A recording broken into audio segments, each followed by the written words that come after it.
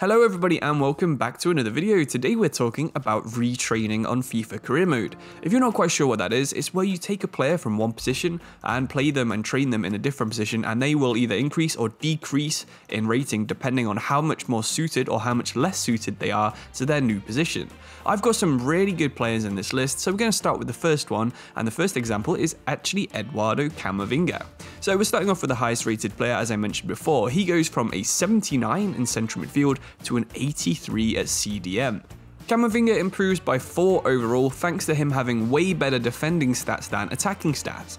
For example, he's got poor long shots, he's got low finishing, and he's got really good interceptions and tackling ability, so he's a much better defender, and this is quite obvious looking at his stats. So this is just a bit of a point when you're playing your career modes. Look out for players who maybe are in attacking positions that have really good defensive stats, because a lot of the time you can retrain them and they will gain overall.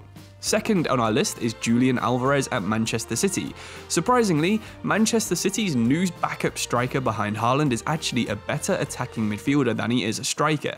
This is again because he's got really good dribbling and agility stats. His finishing is still good, but his creative stats are just a lot better.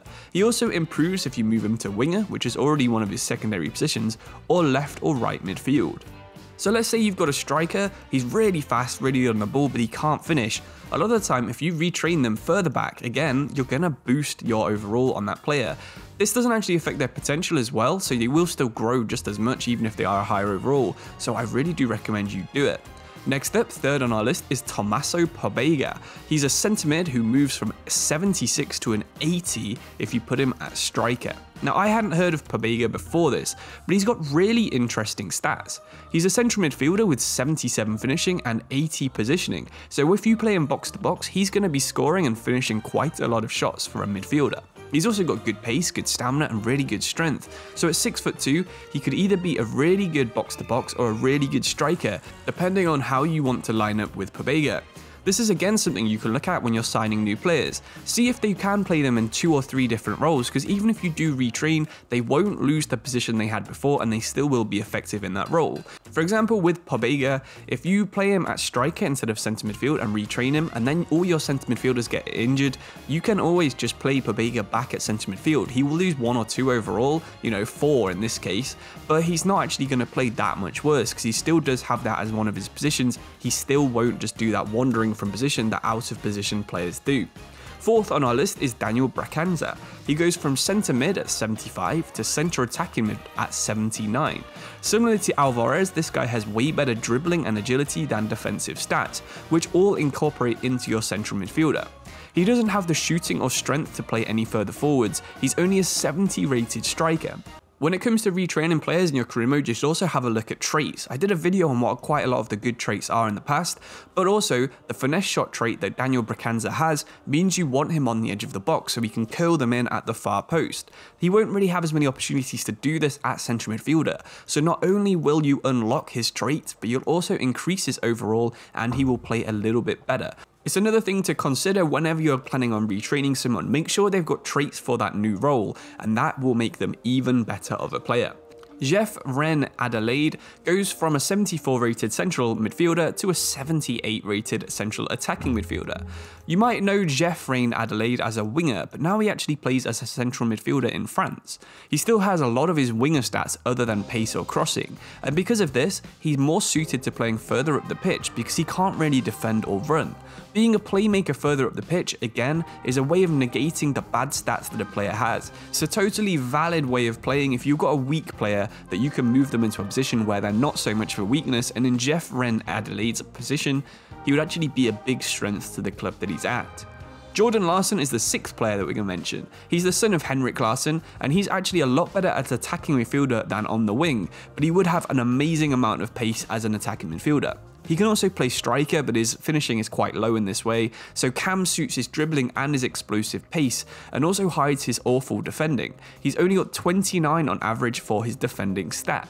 So this is a good example of a player that could be a different style of player to your team. If you've got a bunch of slow attacking midfielders, maybe people like David Silva, and then you've got Jordan Larsson who's playing on your right wing and you're not really using him that much, you can retrain him and then you can have a different style of player.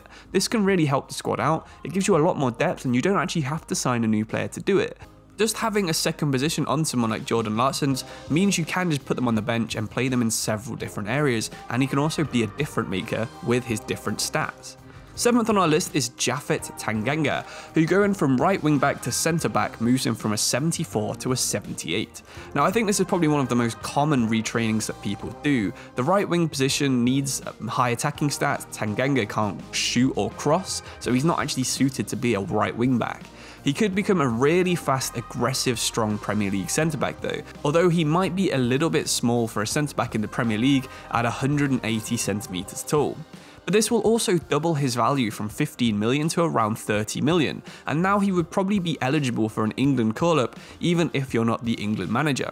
So boosting players' abilities not only boosts how well they play on the pitch, but it does boost their value.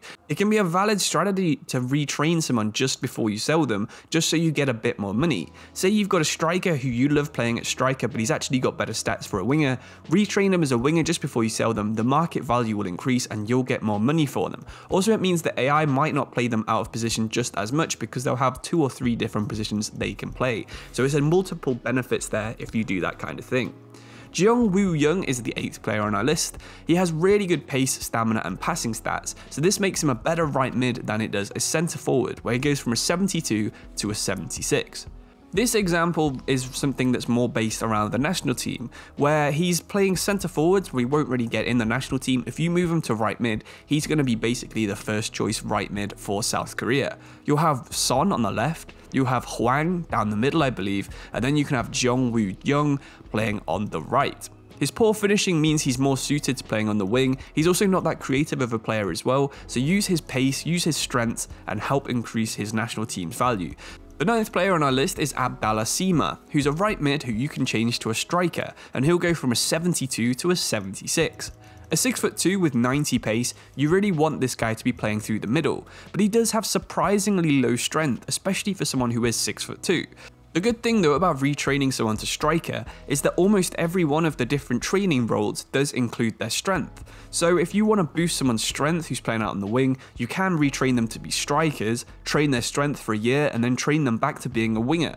This will help increase things that I don't think there's any winger training that actually does increase the strength. So if you're playing him somewhere else, for example, Simmer is better on the wings, he's better at centre forward and cam than he is in right mid, and you want him to get his strength up, then you can go right mid to striker for a year and then striker to attacking midfielder or right wing, left wing, depending on where you want him. The last and 10th player on this video is going to be Jairo Torres. So this guy's a centre mid at 66 rating, and if you move him back to his former position at right mid, he goes up to a 72. So this is the biggest overall of any player on FIFA. He can increase by 6 overall just by retraining him for a couple of weeks. That's because this guy cannot defend, he's still got his really good dribbling and ball control stats for the level, so again, you just have to train them at their strengths. You'll get a player that's worth more and will play better because he's got a higher overall, and I just think it's just all-round benefits if you retrain a player like Jairo Torres. Anyway, thanks all for watching. If you've got any suggestions for players you like to retrain, I know a lot of people do it for Tanganga, but let me know who in the comments below. Thank you all for watching, I'll see you soon, cheers and goodbye.